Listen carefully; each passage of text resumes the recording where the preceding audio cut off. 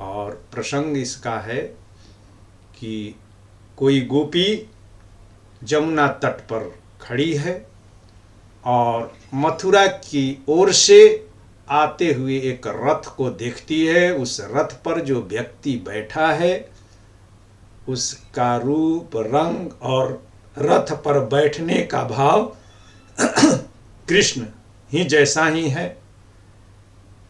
यह देखते ही पूरे ब्रज में हलचल मच जाती है कि उसी समय रथ भी नज़दीक पहुंच जाता है और वहाँ पर देखती हैं कि ये कृष्ण नहीं बल्कि अक्रूर जी हैं। वहीं अक्रूर जी जो श्री कृष्ण को ब्रज से 2 दिन के लिए मथुरा ले गए थे।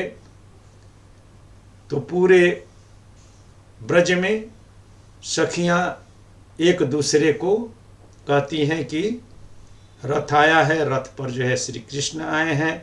फिर श्री कृष्ण के बाद जो है अक्रूर जी आए हैं और फिर देखा जाता है कि नंद के दरवाजे पर एक रथ खड़ा हुआ है। अब तो पूरे ब्रज में हलचल मच चुकी है कि मथुरा से श्री कृष्ण या अक्रूर जी आए हैं। मगर यहाँ पर जब देखा जाता है, गोपियाँ जब नंद बाबा के दरवाजे पर आती हैं तो देखती हैं कि ये अक्रूर जी नहीं है बल्कि श्री कृष्ण के परम मित्र उद्धव हैं। तो वही जो है प्रसंग है। अब इसमें जो है कठिन शब्द, तो देखो नंद द्वार रथ ठाढ़ो।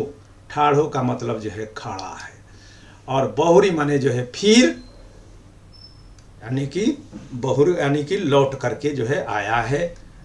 और उसके बाद सुफलक सुत, सुफलक सुत अक्रूर जी को कहते हैं। सुफलक सुत आयो पजयो संदेह उर गाढ़ो। पजयो का मतलब उपजयो, गाढ़ो का उर का मतलब हृदय, और गाढ़ो का मतलब जो है गहरा।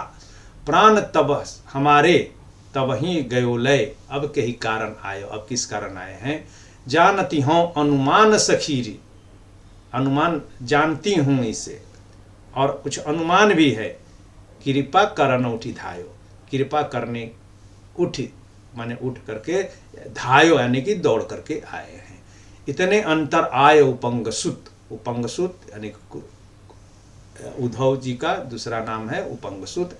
तेहि क्षण दर्शन दीनो, कि उसी समय उपंगसुत यानी कि उद्धव दर्शन दे रहे हैं।